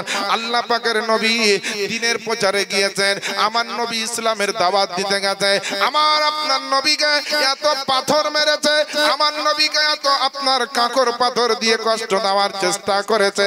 আমার নবী রাস্তা দিয়ে হাঁটতেন বাবা, নবীর পায়ের তলাতে কাঁটা বিছিয়ে রাখতো, কেউ নবীর পায়ের তলার রাস্তাতে গর্ত খনন করে রাখতো, যেন আপনার আমার নবী মুস্তাফা সেই গর্ততে পড়ে। বড় বড় কষ্ট হয়ে যায়, নবীর যেন আঘাত হয়। আল্লাহ পাকের নবীর পিছন দিকটা আপনার লক্ষ্য করে দেখলো, দেখার পরে আল্লাহ পাকের নবীর পিঠ মোবারক দিয়ে পবিত্র খুন মোবারক বের হতে আছে। খাদিজা দেখার পরে অঝর নয়নে কাঁদতে লাগলো, আর কেঁদে কেঁদে বলল, নবী গো, যদি আপনাকে পাথর মারার সময়তে আমি খবরটা পেতাম, আঘাত করার সময়তে যদি আপনার খাদিজা আমি খবরটা পেতাম, এই পাথরটা আপনার পিঠ মুবারকে লাগতে দিতাম না, আমি খাদিজা আমার সিনা লাগিয়ে আপনাকে ঘেরে নিতাম। মা খাদিজা নবীর প্রেমে এত পাগল, মা খাদিজা নবীর প্রেমে এত পাগল। ওই নবীকে কেমন করে মোহাব্বত করা দরকার, ওই নবীকে কত কাছের মনে করা দরকার, ওই নবীকে কত আপনার মোহাব্বত ভালোবাসার দৃষ্টিতে আপনার দেখা দরকার। কারণ আল্লাহ পাকের কোরআন বলে, আন্নাবিয়্যু আওলা বিল মুমিনিনা মিন আনফুসিহিম। আল্লাহ পাক বলেন, নিশ্চয় মুমিনের জানের চাইতে নিকটে হলেন আমার নবী মুস্তাফা। আল্লাহু আকবার, ইয়া রাসূলুল্লাহ। আল্লাহর নবী নূরের নবী গো, আপনি নবী আমার জীবনের জীবন। আর দেখে তোমার মুজিজা ভাগ্যমতী মা খাদিজা সঁপে দিল জীবন আর যৌবন। আর দেখে তোমার মুজিজা ভাগ্যমতী মা খাদিজা সঁপে দিল জীবন আর যৌবন। মাল দৌলত যা ছিল, মাল দৌলত যা ছিল, চরণ সব সপিয়া দিল। আল্লাহর নবী নূরের নবী গো, আপনি নবী আমার জীবনের জীবন। দয়ার নবী মায়ার নবী গো, আপনি নবী আমার জীবনের জীবন। বেরাদার, আল্লাহ পাকের নবী মা খাদিজাকে সঙ্গে করে নবী আমার ইসলামের জন্য বড় কষ্ট পেয়েছেন, দুঃখ পেয়েছেন, বেদনা পেয়েছেন, আঘাত পেয়েছেন, তবুও ইসলামের প্রসার করেছেন। ওই কষ্ট করা ইসলাম, রক্ত ঝরানো ইসলাম, যার জন্য আমার নবী উম্মতের জন্য রক্ত ঝরিয়ে দিয়েছেন। আপনার কাফেরদের সঙ্গে এত মোহাব্বতের ব্যবহার দেখিয়েছে, যে নবীর আদর্শ নীতি কথা আল্লাহর কোরআন বলে, যে নবীর নামাজের কথা আল্লাহর কোরআন বলে, যে নবীর লাকাবের কথা আল্লাহর কোরআন বলে। এখনো নবী মুস্তাফার যারা উম্মত হতে পেরেছেন, নিজেকে আপনার বড় ধন্য মনে করবেন, শুকরিয়া আদায় করবেন আল্লাহর। এবং নবীর জন্য, নবীর যদি সত্যি উম্মত বলে দাবি করতে হয়, 5 ওয়াক্ত নামাজ পড়তে হবে, আপনাকে রমজান মাসে রোজা রাখতে হবে, হজের মাস আসলে যদি আপনি হজ করা ব্যক্তি হন, আপনাকে হজ করতে হবে। আপনি কোন মাহফিলে বসে আছেন, যে মাহফিল সম্বন্ধে আপনার আমার বিশ্ব নবী বলেন, তিরমিজি শরীফের হাদিসে আপনার হাদিসটি বর্ণিত হয়েছে, আপনি নোট করতে পারেন। আল্লাহ রাসূল বিশ্ব নবী আকা নবী মুস্তাফা বলেন, তাদারাসুল ইলমি সাআতাম মিনাল লাইলি খায়রুম মিন ইহইয়া। আল্লাহ রাসূল বলেন, যেখানে হাদিস ও কোরআনের আলোচনা হয়, ইলম শিক্ষার আলোচনা হয়, ওই জায়গাতে কিছুক্ষণ বসে থাকা সারা রাত্রি জাগার চাইতে উত্তম। বলেন সুবহানাল্লাহ। কথা বুঝতে পারলেন? যে জায়গায় বসে আছেন সারা রাত্রি জেগে মসজিদে বা বাড়িতে নফল ইবাদতের চাইতে উত্তম জায়গায় আপনি বসে আছেন। এমন একটা জায়গা যে নবী মুস্তাফার মহব্বত অন্তরে যার একবার গেঁথে যাবে। বেলালের জীবন দেখেন, বড় বড় সাহাবা ইকরামের জীবন দেখেন। খাদিজা সারা জীবনটা নবীর জন্য কাটিয়ে দিলেন। মাগো, আপনাদেরকে শেষ বার্তা দিয়ে যাই, খাদিজার অবস্থা যখন এই সংসার করতে করতে 25 বছর কেটে গেল, ওই খাদিজাতুল কুবরা বিছানায় অসুস্থ অবস্থায় পড়ে আছে। নবী খাদিজাকে এত ভালোবাসেন, যেখানেই যান খাদিজাকে দেখা করেন, আবার ঘুরে এসে খাদিজার খবর নেন নবী। ওই নবী মুস্তাফাকে খাদিজা আওয়াজ দিয়ে বলছেন, নবী গো একটু আমার পাশে বসে। নবী গো মনে হচ্ছে আমি আর বাঁচবো না। কে বলছেন? খাদিজা। নবী গো আমি আর বাঁচবো না। এই বলে খাদিজা নবীর সামনে ঝরঝর করে চোখের পানি ঝরিয়ে কাঁদতে লাগলেন। খাদিজাকে আমার নবী বলছেন, খাদিজা তুমি একটা নবীর স্ত্রী আর মরার ভয়ে কাঁদছো। খাদিজা হাউমাউ করে আরো কেঁদে উঠলেন আর বললেন, হুজুর বেয়াদবি মাফ করবেন, আমি মরার ভয়ে কাঁদছি। তো খাদিজা তাহলে কিসের জন্য কাঁদছো? তো মুসলমান, আল্লাহ পাকের নবী বিবি মা খাদিজাতুল কুবরা আপনার আমার নবী মুস্তাফাকে বলছেন, নবী গো, আমি আমার মরার ভয়ে কান্না করি না, আমার বেটা বেটির জন্য কান্না করি না, আমার আত্মীয় স্বজনের জন্য কান্না করি না গো নবী, আমার কোন ধন দৌলতের জন্য কান্না করি না, আমার বাপ মায়ের জন্য কান্না করি না। আমার আপনার নবী জিজ্ঞেস করেন, বলে খাদিজা তবে কিসের জন্য কান্না করো? আল্লাহ পাকের নবীর সামনে খাদিজা বলছেন, বলে নবী গো, আপনার সঙ্গে দীর্ঘ 25 বছর ধরে ঘর সংসার করলাম, আপনার দরবারে কত রকম খিদমত করার সুযোগ পেয়েছিলাম, আপনার জন্য পানির ব্যবস্থা আমি খাদিজা করতাম, আপনার জন্য বিছানার ব্যবস্থা আমি খাদিজা করতাম, আপনার জন্য খাবারের ব্যবস্থা আমি করতাম। আপনাকে যদি কেউ আঘাত করত, রাত্রি বেলাতে এসে বাড়িতে নবী গো চোখের পানি যদি আপনার ঝরতো, আমি খাদিজা নিজের হাত দিয়ে আপনার পানিগুলা মুছিয়ে দিতাম। কিন্তু নবী গো, আমার যদি ইন্তেকাল হয়ে যায় তো আপনার মতন নবীর সেবা খিদমত খানা কে করবে? আপনার নবীর জন্য বিছানো পানির ব্যবস্থা কে করবে? আল্লাহ পাকের নবী, রহমতের নবী, দয়ার নবী থামতে পারলেন না, চোখের পানিটা যেন খাদিজার মোহাব্বতের কথা শুনে আমার নবীর চোখ দিয়ে পানি ঝরতে লাগলো। জোরে জোরে একবার সুবহানাল্লাহ বলে দেন। আল্লাহ পাকের নবী এমন একজন নবী, যে নবীর জন্য সারা দুনিয়া পাগল হয়ে যায়, যে নবীর জন্য সারা দুনিয়ার জাররা জাররা কান্না করে, আর আমার নবী কান্না করছেন খাদিজার জন্য। এ খাদিজার তাহলে মাকাম কি হতে পারে? এই খাদিজার তাহলে সম্মান কি হতে পারে? আল্লাহ পাকের নবী মুস্তাফা জিজ্ঞেস করছেন, বলে খাদিজা কিসের জন্য তোমার এত দুঃখ বলো? ও খাদিজা, তুমি আমার জন্য টেনশন করিও না, আমি হচ্ছি ওই নবী বা মায়ের পেটে থাকা অবস্থায় দুনিয়াতে আমার বাপ চলে গেছে, 6 বছর বয়সে আমার মা আমেনার ইন্তেকাল হয়েছে, 8 বছর বয়সে আমার দাদা আব্দুল মুত্তালিবের ইন্তেকাল হয়েছে, কত পাথর দিয়ে আঘাত করেছে আমাকে, কত ইতিম গরিব বলে গালিগালাজ করেছে কাফের মুশরিকেরা। আমি আল্লাহ পাকের নবী এখন পর্যন্ত সমস্ত ব্যথা বেদনা নিয়ে বেঁচে আছে। এ খাদিজা, তুমি আমার জন্য টেনশন নিও না, কারণ আমার আল্লাহ তাআলা বলেছেন, আমার নবী খাদিজাকে সান্ত্বনা দিচ্ছেন। কিতাবের মধ্যে এসেছে, কিতাবটির নাম হচ্ছে মাদারাজুন নবুয়াত, আর একটি কিতাব যে কিতাবটির নাম হচ্ছে নুজহাতুল মাজালে, তার প্রথম খণ্ড 89 পৃষ্ঠার মধ্যে লিপিবদ্ধ রয়েছে। আল্লাহ পাকের নবী বলে, আল্লাহ পাক আমার জন্য বলেছে, আনা ওয়ালিয়ুহু আনা নাসিরুহু আনা হাফিজুহু। আল্লাহ পাকের নবী বলে, আল্লাহ পাক আমার জন্য বলেছে, আল্লাহ বলেন আমি আমার নবীর জন্য মাওলা, আমি হচ্ছে আমার নবীর জন্য সমস্ত রকমের দেখভাল কানে, এবং আমি আল্লাহ পাক আমার নবীর জন্য সমস্ত রকম হেফাজতকারী। সুবহানাল্লাহ। এ মুসলমান, আল্লাহ পাকের ওই নবী যে নবীর জন্য আল্লাহ কিবলা পর্যন্ত তাবদীল করে দিয়েছেন, অর্থাৎ কিবলার পরিবর্তন হয়ে যায়, যে নবীর কথা আপনাকে শোনাচ্ছি মুসলমান শুনে রাখবেন।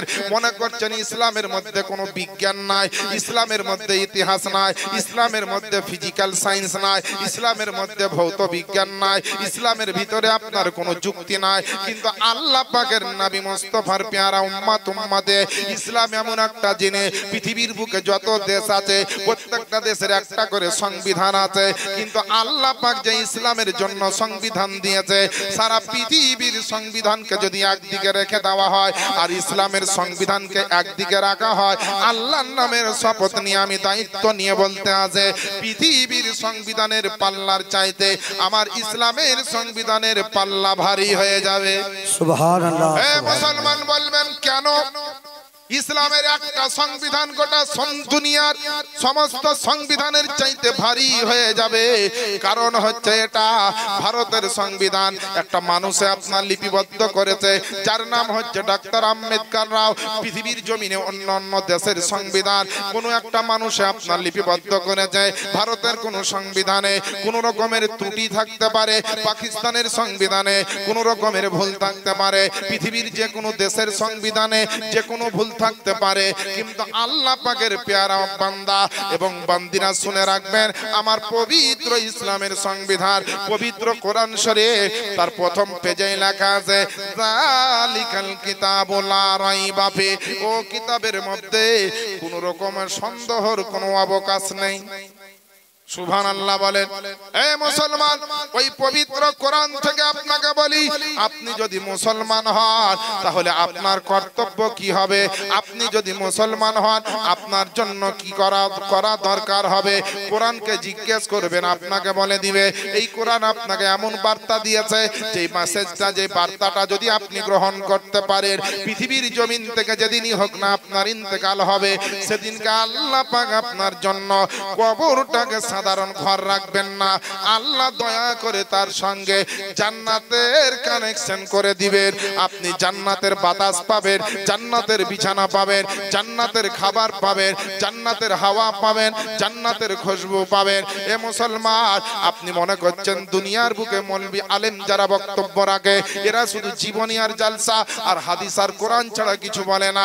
আল্লাহ আল্লাহ রাসূল, আল্লাহ আল্লাহ। আপনাকে বলে দিই একটা থিওরি, আপনাকে মুসলমান, পৃথিবীর জমিনে আমার নবীকে আল্লাহ পাক এত বড় উম্মতের কান্ডারি, সারা দুনিয়ার আপনার রহমতাল লিল আলামিন পয়গম্বর করে জগতের বুকে পাঠিয়েছেন মুসলমান। আপনার সামান্য একটু বিদ্যার জন্য আপনি বড় অহংকার করেন, পৃথিবীতে একটু শিক্ষা গ্রহণ করার পরে আপনি বড় অহংকার করেন। আল্লাহ পাক কোরআন শরীফের মধ্যে বলেছেন, ওয়ালা তামশি ফিল আরদি মারাহা, এবং তোমরা ওই জমিনের উপরে অহংকার বশত পা ফেলিও না, কারণ আল্লাহ পাকের এই জমিন একদিন তার পেটের মধ্যে তোমাকে চলে যেতে হবে। এ মুসলমান, আমার নবীর কত শিক্ষা, আমার নবীর কত জ্ঞান আমার আল্লাহ তাআলা দিয়েছেন মুসলমান। এই বৈদপুরের মানুষ আপনারা শুনে রাখবেন, আল্লাহ পাকের নবীর জ্ঞানের সঙ্গে আপনাকে একটা থিওরি বুঝিয়ে দে। পৃথিবীর বুকে বড় বড় বিজ্ঞানের নাম শুনেছেন, বড় বড় আপনার দার্শনিক ঐতিহাসিকের নাম শুনেছেন, কিন্তু আমি জিয়াউল মুস্তাফা আপনাকে একটা ছোট্ট ওয়াকিয়া দিয়ে দেই। আল্লাহ পাকের নবী মুস্তাফার জ্ঞানের আপনার পরিমাপটা কেমন হতে পারে পৃথিবীর জমিনে কোনো কম্পিউটার মাপতে পারবে না। আল্লাহ পাকের দুনিয়াতে যেমন বড় বড় বৈজ্ঞানিক, আইনস্টাইনের মতো বৈজ্ঞানিকের যেখানে জ্ঞানের চাকা আপনার থেমে যায়, ওখানে নবীর জ্ঞানের চাকা চলতে লাগে। হাফসের মতো বৈজ্ঞানিকের জ্ঞানের চাকা যেই জায়গাতে আপনার থেমে যায়, ওইখান থেকে নবীর জ্ঞানের চাকা চলতে লাগে। আইনস্টাইনের মতো বৈজ্ঞানিকের জ্ঞানের চাকা যেখানে আপনার স্টপ হয়ে যায়, ওখান থেকে নবীর চলতে শুরু করে। প্লেটোর মতো বৈজ্ঞানিকের জ্ঞানের চাকা যেই জায়গাতে আপনার থেমে যায়, ওইখান থেকে নবীর জ্ঞান চলতে শুরু করে। এবং আপনার গ্যালিলিওর মতো বৈজ্ঞানিকের জ্ঞানের চাকা যেই জায়গাতে আপনার থেমে যায়, ওখান থেকে আমার নবীর জ্ঞানের চাকা চলতে শুরু করে দেয়। পৃথিবীর যেই খবর আপনার আমার নবী দিয়েছেন, ওই খবর কোনো বিজ্ঞান দিতে পারে না। নবী যেই খবর দিয়েছেন, ওই খবর কোনো ইন্টারনেট দিতে পারে না। যে খবর ইন্টারনেট দিতে পারে না, ও খবর নবী মুস্তাফা দিতে পারে। যে খবর আপনার হোয়াটসঅ্যাপ আপনার সোশ্যাল মিডিয়া দিতে পারে না, ওই খবরটা নবী মুস্তাফা দিতে পারে। এ মুসলমান, যে খবরটা কোনো স্যাটেলাইট দিতে পারে না, ওই খবরটা আমার নবী দিতে পারে। পৃথিবীর যত রিসার্চ সেন্টার যে খবর দিতে পারে না, আমার নবী সেই খবর দিতে পারে। পৃথিবীর জমিনে আপনার এক কথাই দুনিয়া বালা, এবং আপনার সারা দুনিয়া যে খবর জানে না, দিতে পারে না, ওই খবর কেন আমার নবী দিতে পারে। কারণ আল্লাহ পাক আপনার আমার নবীর জন্য কোরআন শরীফ ৫ম নাম্বার পারা, সূরাটির নাম সূরা আন-নিসা, ১১৩ নম্বর আয়াতে আল্লাহ পাক ঘোষণা দিচ্ছেন, ওয়া আল্লামাকা মা লাম তাকুন তা'লাম, হে নবী গো, আপনি যাহা কিছু জানতেন না, আপনাকে আমি সমস্ত কিছু শিক্ষা দিয়েছি। জোরে জোরে বলেন একবার সুবহানাল্লাহ। এ মুসলমান, শুধু তাই নয়, কোরআন শরীফের কোন আয়াতের শুধু তরজমা পড়লে আপনার বোঝা যায় না, আয়াতের তাফসীর দেখতে হয়। এই ১১৩ নম্বর আয়াতের তাফসীর খানা উঠিয়ে দেখুন আল্লাহ পাক নবীকে কি কি জ্ঞান আল্লাহ দিয়েছেন। এই কোরআন শরীফের ১১৩ নম্বর সূরা আয়াত খানার তরজমা করলেন আল্লামা জালালউদ্দিন সিউতি রাহমাতুল্লাহি আলাইহি, তার বিখ্যাত তাফসীর তাফসীরে জালালাইন, তার প্রথম খণ্ডে আল্লাহ পাকের নবীর শানে লিখতে আছেন, আই মিনাল আহকামি ওয়াল গায়বে, হে নবী গো, আপনাকে আল্লাহ আহকাম শিখিয়েছেন, গায়ব শিখিয়েছেন। বুঝা গেল মুসলমান, আমার নবীকে যা যা প্রয়োজন ছিল আমার আল্লাহ পাক এত শিক্ষা দিয়েছে। আপনার আমার মতন কিন্তু সীমিত শিক্ষা আল্লাহর রাসূলকে আল্লাহ পাক দেননি মুসলমান। পৃথিবীর মুসলমান আমার মা বোনেরা, বাপজিরা, ভাইয়েরা, ওই নবীর শিক্ষা সম্বন্ধে আপনি আপনাকে বলি, আপনার একটা যোগ্যতার পরিমাপ আছে, আপনার একটা ডিগ্রির লিমিটেশন আছে, আপনার একটা হায়ার এডুকেশনের আপনার ডিগ্রি পাওয়া যাবে। কাগজ কলম দেখলে পারে আপনার বোঝা যাবে আপনি মাধ্যমিক, উচ্চ মাধ্যমিক, বিএ, গ্রাজুয়েশন, এমএ বা আপনার বিএ, আপনি যা যা পড়াশোনা করেছেন, ইএড, বিএড, ডিএড যা করেছেন পাওয়া গেল। ফিলোসফিতে আপনি অনার্স করেছেন পাওয়া যাবে, আর্টস নিয়ে পড়েছেন না পাওয়া যাবে, কমার্স নিয়ে পড়েছেন কিনা তা পাওয়া যাবে, সায়েন্সের ছাত্র তাও আপনার পাওয়া যাবে, কম্পিউটার শিখেছেন তার দলিল আপনি দিবেন। কিন্তু আপনার এমন কোন ডিগ্রি নাই যে পৃথিবীর জমিনে আপনার সেই ওভারটেক করতে পারে। আল্লাহ পাক আমার নবীকে এমন শিক্ষা দিলেন, আপনার এমন পড়িয়ে দিলেন, কোরআন শরীফকে জিজ্ঞেস করেন, হে নবী গো আপনাকে কে পড়ালো, হে নবী গো আপনাকে কে শিক্ষা দিল? আল্লাহর পবিত্র কোরআন আপনাকে ঘোষণা দিবে, আপনাকে মেসেজ ইনফরমেশন দিয়ে দিবে, আপনার কোশ্চেনের অ্যানসার দিয়ে দিবে। আল্লাহ পাকের পবিত্র কোরআন সূরা রহমান 27 নম্বর পারা প্রথম নম্বর আয়াতে আল্লাহ পাক বলেন আর রহমান, তারপরে বলেন ওয়া আল্লাম আর রহমান ও আল্লামাল কোরআন, রহমান ने अपने हबीब को कुरान सिखाया। सुभान अल्लाह बोले, रहमान ने अपने हबीब को कुरान सिखाया। এর অর্থ হচ্ছে আল্লাহ রহমান ও দয়ালু দাতা, তিনি নিজের মেহবুব আল্লাহ পাক নিজের বান্দা আমার নবী মুস্তাফাকে শিক্ষা দিয়েছেন।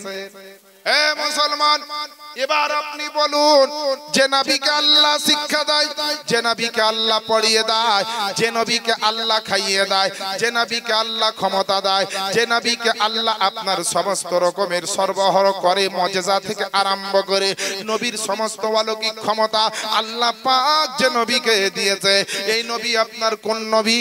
সমস্ত দুনিয়ার যত নবী এসেছেন সমস্ত নবী হচ্ছেন মুক্তাদি, আর আমার সরকার নবী মুস্তাফা হলেন সমস্ত নবীদের হলেন ইমাম।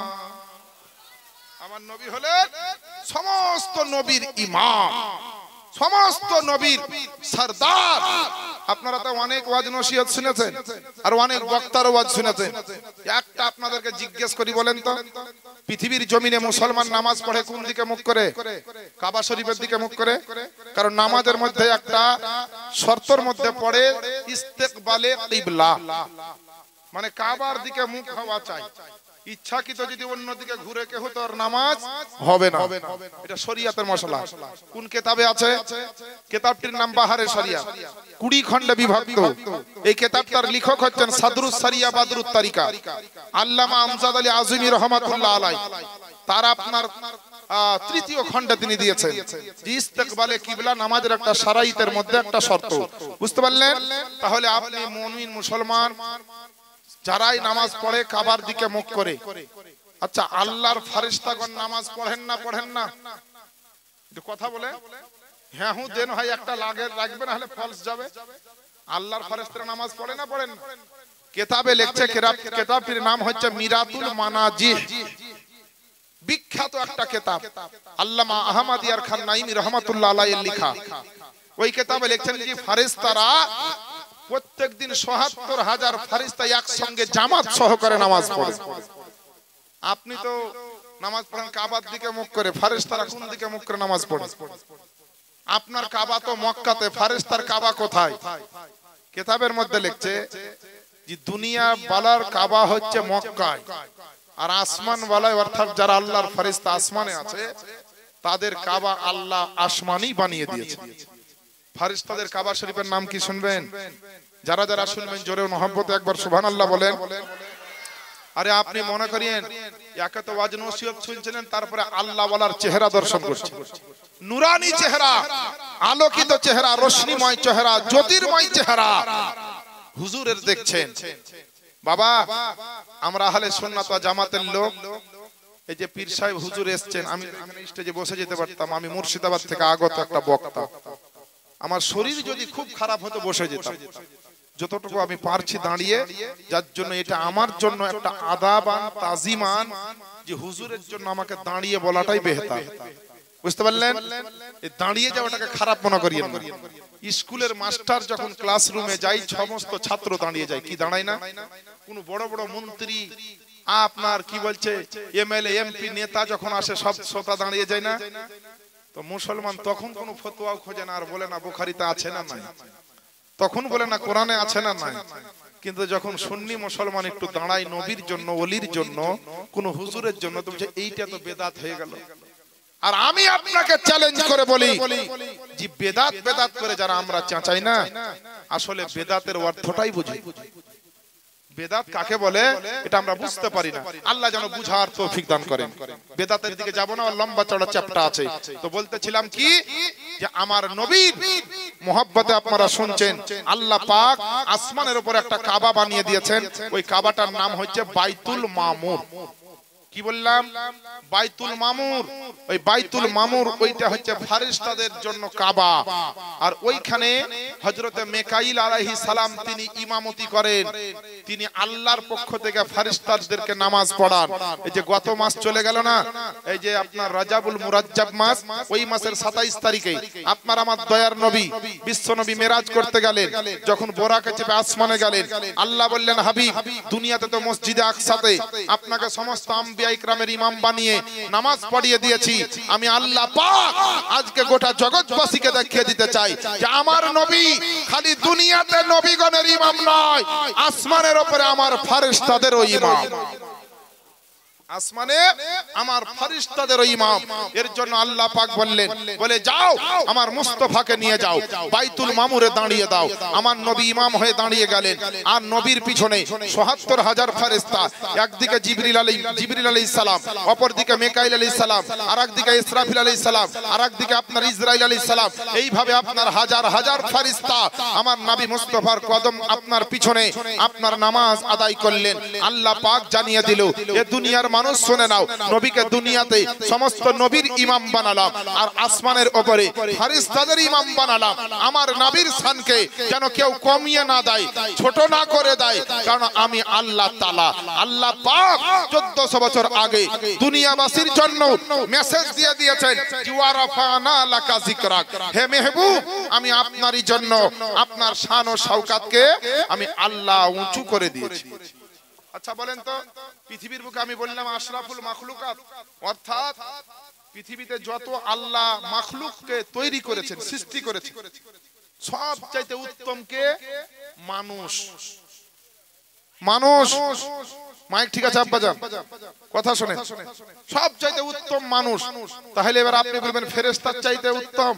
আমি জিয়াউল মুস্তাফা আপনাকে বলছি যে মানুষ ফেরেশতার চাইতেও উত্তম, জিনের চাইতে উত্তম। দুনিয়াতে যাবতীয় মাখলুকাতের মধ্যে মানুষই হচ্ছে উত্তম, উৎকৃষ্ট। তো আল্লাহর ফেরেশতা কিসের তৈরি?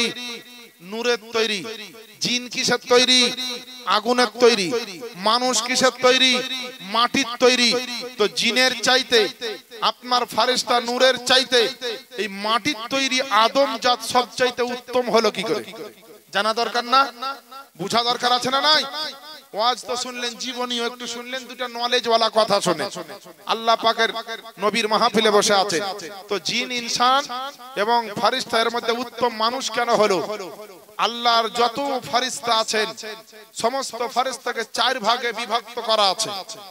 এক ভাগ ফেরেশতা শুধু আল্লাহর জন্য দাঁড়িয়ে দাঁড়িয়ে জিকির করছেন, সুবহানাল্লাহ বলেন।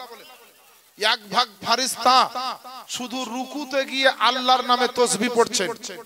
এক ভাগ আল্লাহর ফেরেশতা শুধু আপনার সাজদাতে গিয়ে আল্লাহর তাসবিহ পড়ছেন। আর আরেক ভাগ ফেরেশতা তাশাহুদের মতো বসে আল্লাহর জিকির করছে। কিন্তু মুসলমান খুব ভালো করে লক্ষ্য রাখবেন, যারা দাঁড়িয়ে আছে তারা রুকু করবে না, সাজদা করবে না এবং তাশাহুদ পড়বে না। আর যারা রুকুতে আছে ও কিয়ামও করবে না, ও সাজদাতেও যাবে না, তাশাহুদেও বসবে না। যে সাজদাতে আছে ও রুকুতেও যাবে না, দাঁড়াবেও না, তাশাহুদও করবে না। আর যে তাশাহুদে বসে আছে এই আপনার দাঁড়াবেও না আর সাজদাও করবে না, রুকুতেও যাবে না। আচ্ছা বলেন, রুকুতে একটা নেকি সাজদাতে একটা নেকি, দাঁড়াতে একটা নেকি, তাশাহুদে একটা নেকি। তো আল্লাহ পাক বলল যারা রুকুতে নেকি অর্জন করছো, তাশাহুদের নেকি থেকে তুমি বঞ্চিত হলা। যারা তাশাহুদে আছো তারা কিয়ামের নেকি থেকে বঞ্চিত হলা। তারপরে যারা সিজদাতে আছো, সাজদা ওয়ালারা, তুমি সাজদাতেই নেকি করছো, তুমি কিন্তু রুকুতে যেতে পারছো না, আর কিয়ামও যাবে না। তাহলে তোমরা এই দিক থেকে বঞ্চিত থাকলে তাহলে বোঝা গেল ফারেশতারা কোনো কাজ করছে তো কোনো কাজের নেকি থেকে বঞ্চিত আছে।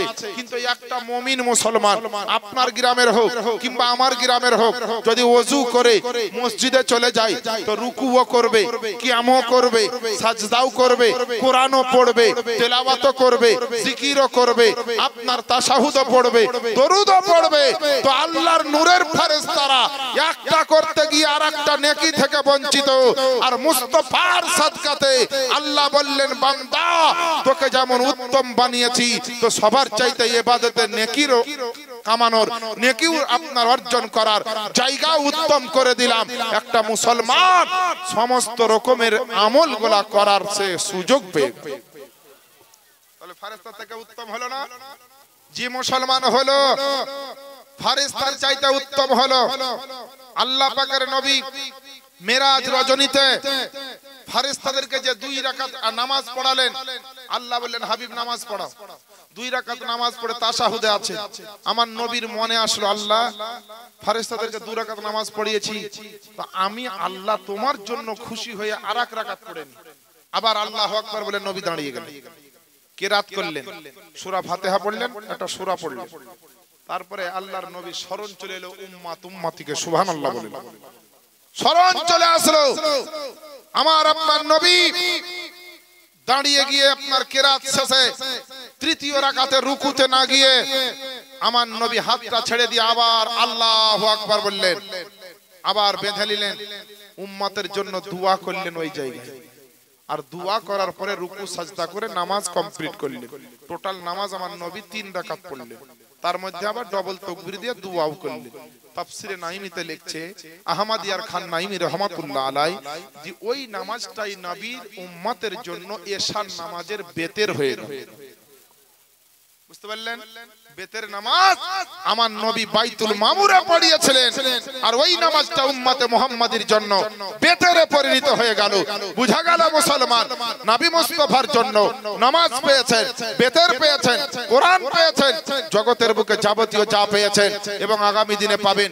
এর জন্য তো ইমাম ইশক ও মোহাব্বত সরকারে আলা হযরত ইমাম আহমদ রাজা কলম চালিয়ে লিখছেন যে জমিন ও জামা तुम्हारे लिए मकीन ও মাকা तुम्हारे लिए बने तो जहां तुम्हारे लिए या रसूल अल्लाह हम आए यहाँ तुम्हारे लिए उठे भी वहां तो तुम्हारे लिए।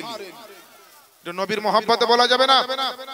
আমার মায়েরা বোনেরা, জালসার মঞ্চের সামনে আসতে হবে।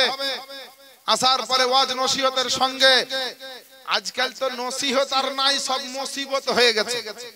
বুঝতে পারলেন? আজকে আগে আপনার মানুষকে নসিহত করা হয়তো, এখন বেশি নসিহত করলে বলছে এটা মুসিবত, বেশি আলোচনা করলে বলছে এই আলোচনা লাই আলুসানা। বুঝতে পারলেন? আর আমরা এমন মুসলমান যে আমরা সব ঠুকনে চিকন আর ধাক্কাতে পাক্কা, এমনি লাই। যখন বিপদে পড়ি তখনই আল্লাহকে ডাকি, আল্লাহ বাঁচাও, আর কেহ না। প্রথমে থানা গেলাম, পুলিশ গেলাম, কোর্ট কাচারি সব ঘুরলাম।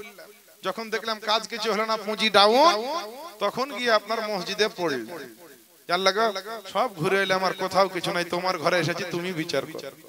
আচ্ছা, ওই টাকা পয়সাটা শেষ না করে ঝামেলা ঝঞ্ঝটে না জড়িয়ে প্রথমেই যদি আল্লাহর কাছে চাইতো, দিত না? পেত না?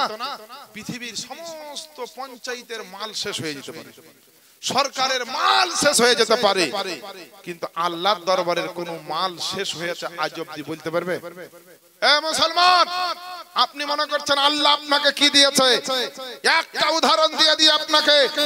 একটা লোকের অসুখ হয়ে গিয়েছে, শ্বাস প্রশ্বাসের কষ্ট হচ্ছে, আপনার কি বলছে, বর্ধমানের একটা ভালো মেডিকেল কলেজে ভর্তি করলেন, নার্সিং হোমে ধরেন, বীরভূম বা মুর্শিদাবাদ যে কোনো ভালো একটা নার্সিং হোমে বললেন, রোগীটাকে আইসি রুমে রাখা হলো, আর অক্সিজেনের প্রয়োজন, ওকে অক্সিজেন দেওয়া হলো। 24 ঘন্টা পার হওয়ার পরে আপনি গিয়ে বললেন রিসিভ সেকশনে জি বাবা এই রুগীটার বিল কত হলো বলেন। তো ওই রিসিভ সেকশনের যে মালিক হসপিটাল বা নার্সিং হোমে সে বলল যে 24 ঘন্টায় 10,000 টাকা বিল হয়েছে। এত বিল? তো বললে এমনি তো বিল হতো না, ওই কি বলছে তোমার রুগীকে অক্সিজেন দিতে হয়েছে, তাই অক্সিজেনের জন্য 8,000 টাকা বিল 24 ঘন্টায়, আর 2,000 টাকা হচ্ছে বেড ভাড়া দিয়ে এই আইসি রুমের ভাড়া হচ্ছে অক্সিজেন নেওয়ার জন্য 10,000 টাকা ভাড়া। তো একটা দিন 24 ঘন্টা যদি একটা নার্সিং হোমে থাকার জন্য 10,000 টাকা দিতে হয়, তো যেদিন থেকে আপনি মায়ের গর্ভে এসেছেন আপনার শরীরে আল্লাহ রূহ বা আত্মা দিয়ে দিয়েছে, সেদিন থেকে অক্সিজেনের প্রয়োজন হয়েছে। আজ পর্যন্ত আপনি পৃথিবীর জমিনে বেঁচে আছেন, কেউ 10 বছর 20 বছর 30 ও 40 বছর 50 60 70 80 বছর ধরে, তো আপনি ঘন্টায় কতটা আপনার অক্সিজেন ব্যবহার করেন, বছরে কতটা অক্সিজেন ব্যবহার করেন, 10 বছরে কতটা অক্সিজেন ব্যবহার করেন, আপনি কিন্তু এখনো ক্যালকুলেশন করেননি, এখনো ক্যালকুলেটর মেরে দেখেননি। তো আল্লাহ পাক আপনার কাছে ক টাকা নিয়েছে, আপনি আল্লাহকে ক টাকা দিয়েছেন? আপনি এমন নাফরমান বান্দা যে আপনার মনে কি চাই না যে একটা চোখ চলে গেলে চেন্নাইয়ে যে ব্যাঙ্গালোরে গিয়ে বড় একটা অপারেশন করলে কোটি কোটি টাকা খরচ হয়, লাখ লাখ টাকা খরচ হয়, তারপরও মানুষটা বাঁচে না। কিন্তু এমন জিনিস আল্লাহ মানুষের বডিতে দিয়েছে যে কোনো পয়সা লাগে না, তবু আল্লাহর হুকুমে বেঁচে আছে। ওই আল্লাহর জন্য নামাজ পড়া দরকার না? ওই আল্লাহর জন্য রুজি রোজগার হারাম হালাল বেঁচে চলা দরকার না? এই দুনিয়াতে আল্লাহ আপনাকে পাঠিয়েছে কেন? আপনাকে আল্লাহ দেখছেন পরীক্ষা করে, বান্দা কি করছে, হারাম না হালালি করছে, নেকি না গুনাহ করছে। বিচার তো কিয়ামতের ময়দানে হবে। আমার আব্বা জানেরা জোড় হাত করে বলবো, ওয়াজ নসিহত যে যা করছে করুক, শুনেন, কিন্তু ভাববেন একটাই কথা যে আপনার কবরে হিসাব আপনাকে দিতে হবে। আপনি যতই আমার ওয়াজ শুনে সুবহানাল্লাহ সুবহানাল্লাহ পড়ে, আপনার কবরে কিন্তু আমি হিসাব দিতে যাব। আপনার কবরে বিবি বাচ্চা বেটা বেটি কেউ যাবে না, আপনার কবরে হিসাব আপনাকে দিতে হবে। আর এই জমি জায়গা টাকা পয়সার জন্য যত রকম আপনি খারাপ কাজ করছেন, এই গুনহার ভাগ আপনাকে নিতে হবে, আপনার ছেলে মেয়ে নেবে। একটা লোক বহরমপুরে, এই কথাটা শেষ কথাতে আমার বক্তব্য, বহরমপুরে ঘর ভাড়ায় থাকে, ভিআইপি লোক, 5-6টা ছেলে মেয়ে স্ত্রীকে নিয়ে আছে। ঘর ভাড়ার যার ঘরের যে মালিক তাকে মাসে মাসে ভাড়া দিতে হয়, ভাড়া ঘরে আছে। হঠাৎ করে 3-4 মাস ধরে টাকা দেয় না লোকটা। ঘরওয়ালা এসে রাগ করে ওকে নোটিশ পাঠালো যে আগামী মাসের 30 তারিখ তুই ঘর ছেড়ে পালাবি, তোকে আর ঘরে রাখবো না, কারণ তুই ভাড়া দিস না। কেন রাখবো? আরে বেচারির টাকাও নাই, সব ডাউন। 25 তারিখে নোটিশ এসেছে, 30 তারিখ আসতে 5 দিন বাকি আছে। সেদিন থেকে ঘরে যে বাস করছে এর বউ বেটি ছেলে মেয়েকে নিয়ে কিন্তু আর ঘুম ধরে না। টেনশন একটাই যে ঘরের মালিক নোটিশ পাঠিয়ে দিয়েছে, আমাকে ঘর ছেড়ে চলে যেতে হবে, এই বাড়িতে আর জায়গা হবে না, আর কোথায় যাব কি করব, এই নিয়ে তার রাতের ঘুম হারাম হয়ে গেল। এ মুসলমান, যদি ঘরের মালিক নোটিশ পাঠার কারণে একটা লোকের ঘুম হারাম হয়ে যায়, খাবার যদি না ঢুকে, বিবির সঙ্গে মহব্বতে কথা যদি না বের হয়, রাত্রে দিনে যদি টেনশন হয়ে যায়, তো যে মহান রব্বে কায়নাত আজ থেকে 1400 বছর আগে পবিত্র কোরআন শরীফে আপনার আমার জন্য নোটিশ পাঠিয়ে রেখেছেন যে কুল্লু নাফসিন যায়কাতুল মাউত, প্রত্যেকটা নফসকে দুনিয়ার বুকে তোমাকে মওতের স্বাদ গ্রহণ করতে হবে। তো দুনিয়ায় মওতের স্বাদ গ্রহণ করা মানে বিবি বাচ্চাকে ছেড়ে দেওয়া, নিজের বাড়িকে ছেড়ে দেওয়া, নিজের গ্রামকে ছেড়ে দেওয়া, নিজের এলাকাকে ছেড়ে দেওয়া, আত্মীয় স্বজনকে ছেড়ে দেওয়া, এমন কি গোটা দুনিয়া ছেড়ে চলে যেতে হবে। তো যদি বাড়ির মালিক যদি বাড়ি ছাড়ার নোটিশ দেওয়ার কারণে যদি ঘুমে আপনার টেনশনে ঘুম না হয়, তো আল্লাহ বললেন তোমাকে দুনিয়া ছাড়তে হবে। তো আজও মুসলমানের টেনশন হলো, আর কবে হবে?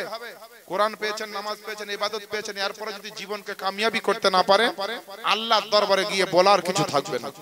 আল্লাহর দরবারে গিয়ে বলার দেখাবার কিছু থাকবে না। আল্লাহ পাক যেন আপনাদেরকে তৌফিক দান করেন, আমার মা বোনদেরকে যেন 5 ওয়াক্ত নামাজ, আপনাদেরকে 5 ওয়াক্ত নামাজ পড়ার তৌফিক দান করেন, এবং সুন্নি সহিউল আকীদার উপরে চলাফেরা করার তৌফিক দান করেন। সকলে সত্য কথা বলবেন, হালাল রুজি খাবেন, এবং ইবাদত বান্দেগী যার উপরে যতটুকু ফরজ অবশ্যই আদায় করবেন।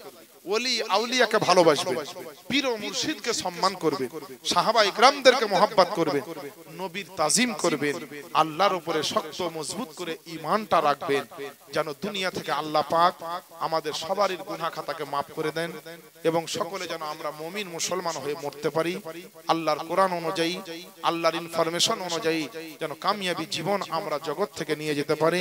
আল্লাহ যেন তৌফিক এনায়েত করেন। আমিন ইয়া রাব্বাল আলামিন। সুবহানাল্লাহি ওয়া বিহামদিহি। পীর সাহেব কিবলা বসে আছেন, অনুমতিতে দু চারটা কথা বললাম।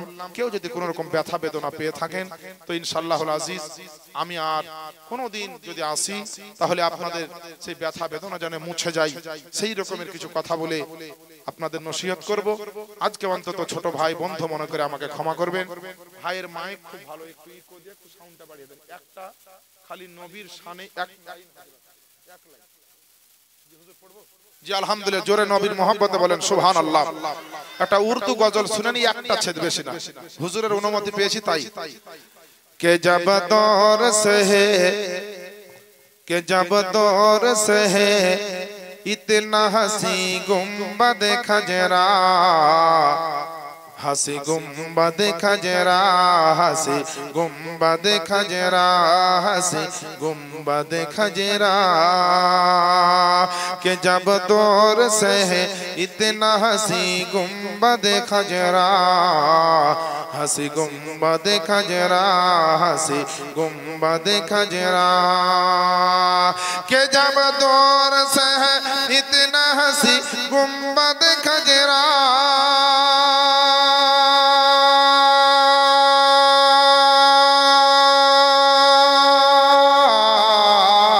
हसी गुम्बद खजरा, हसी गुम्बद खजरा, इसे पार है ऐसा तो उधर कैसा लगेगा, इसे पार है ऐसा तो उधर कैसा लगेगा, जिगर कैसा लगेगा, जिगर कैसा लगेगा, जिगर कैसा लगेगा। আর অনেক কিছু বলার আছে, হায়াত বাকি, তো ইনশাআল্লাহ মুলাকাত বাকি। আমার জন্য দোয়া করবেন। আমি আপনাদের এখানে ছোট বড় যে যেখান থেকে এসেছেন সবার জন্য আল্লাহর কাছে দোয়া করব। আল্লাহ যেন আপনাদের সবাইকে কবুল করেন, সকলকে